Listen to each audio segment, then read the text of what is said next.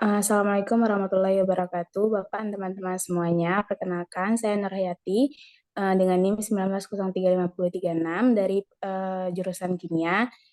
Di sini kami akan menampilkan presentasi kami, yaitu ditemani dengan teman kelompok saya yang bernama. Nama saya Roman Hidayat dengan NIM 19067071. Baiklah, tidak memperpanjang lagi. Adapun materi presentasi kami pada siang hari ini yaitu azas-azas pendidikan beserta penerapannya dalam dunia pendidikan, di mana materi pertama akan disampaikan oleh Rohman Hidayat. Kepada Rohman Hidayat dipersilahkan. Baik, terima kasih kepada moderator yang sudah memberikan kesempatan dalam penyampaian materi pertama. Adapun penyampaian materi pertama ini yang akan saya bahas adalah tentang azas pendidikan. Di azas pendidikan ini merupakan suatu kebenaran yang menjadi dasar atau tumpuan berpikir, baik pada tahap perancangan maupun pelaksanaan pendidikan. Kemudian pembahasan selanjutnya yaitu membahas tentang macam-macam azas pendidikan. Dalam macam-macam azas pendidikan ini terdiri dari 4 bagian azas. Yang pertama adalah azas Tutwuri Handayani. Pada azas Tutwuri Handayani ini merupakan gagasan yang mula-mula dikemukakan oleh Ki Hajar Dewantara, yang mana Tutwuri Handayani mengandung arti pendidik dengan kewibawaan yang dimiliki, yang mana mengikuti dari belakang dan memberi pengaruh. Kemudian tidak menarik-narik dari depan, membiarkan anak mencari jalannya sendiri, dan bila melakukan kesalahan baru pendidik yang akan membantunya. Kemudian yang kedua adalah azas kemandirian dalam belajar. Pada azas kemandirian dalam belajar ini, ialah kemandirian belajar yang diartikan sebagai aktivitas belajar yang berlangsung lebih didorong oleh kemampuan sendiri, pilihan sendiri, dan tanggung jawab sendiri dari pembelajarannya. Kemudian yang ketiga adalah azas belajar sepanjang hayat. Pada azas belajar sepanjang hayat merupakan sudut pandang dari sisi lain terhadap pendidik seumur hidup, yang mana istilah pendidikan seumur hidup erat kaitannya dan kadang-kadang digunakan saling bergantian, dengan makna yang sama dengan istilah belajar sepanjang hayat. Kemudian yang terakhir adalah azas alam takambang jadi guru. Nah, pada azas alam takambang jadi guru ini merupakan azas yang mana falsafah adat yang tumbuh dan berkembang di bumi Minangkabau, Sumatera Barat, yang mana dijadikan sebagai tolak ukur dalam bersikap dan bertingkah laku, sehingga masyarakat tampak lebih dekat dengan alam serta lingkungannya. Sekian penyampaian saya terkait azas macam-macam azas pendidikan. Kemudian pembahasan selanjutnya saya kembalikan kepada moderator. Baiklah, terima kasih kepada Rohman Hidayat. Adapun materi selanjutnya akan disampaikan oleh saya sendiri.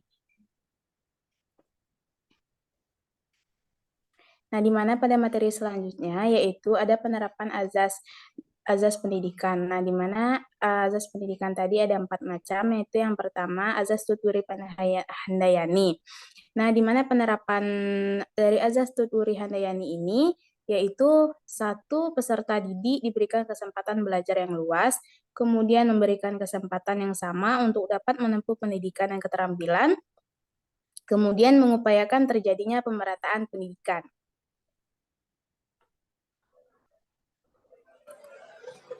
Nah, yang kedua yaitu penerapan dari azas pendidikan sepanjang hayat.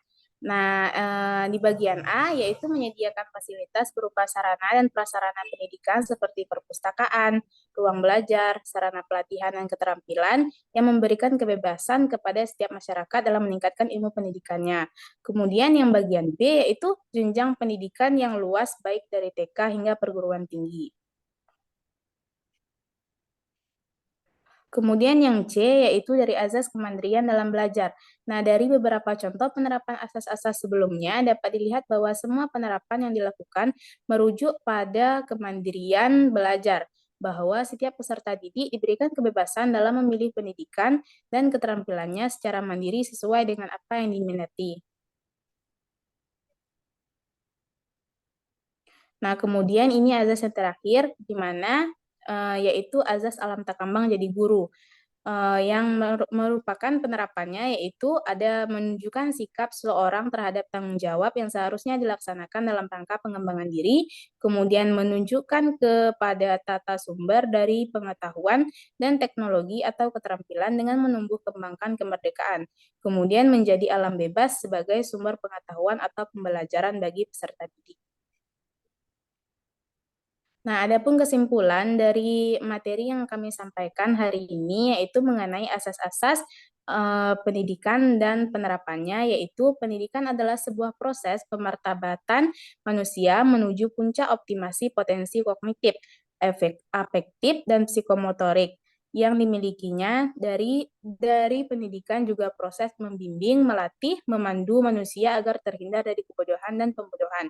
Kenyataan ini menuntut agar pendidikan dirancang dan dilaksanakan secermat mungkin dengan memperhatikan sejumlah landasan dan asas-asas pendidikan yang sudah dijelaskan sebelumnya.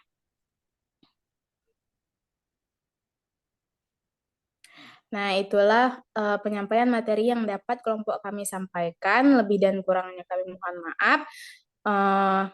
Dan saya sebagai moderator menutup materi ini. Dan kami akhiri dengan wabillahi taufiq wal hidayah. Wassalamualaikum warahmatullahi wabarakatuh. Waalaikumsalam warahmatullahi wabarakatuh.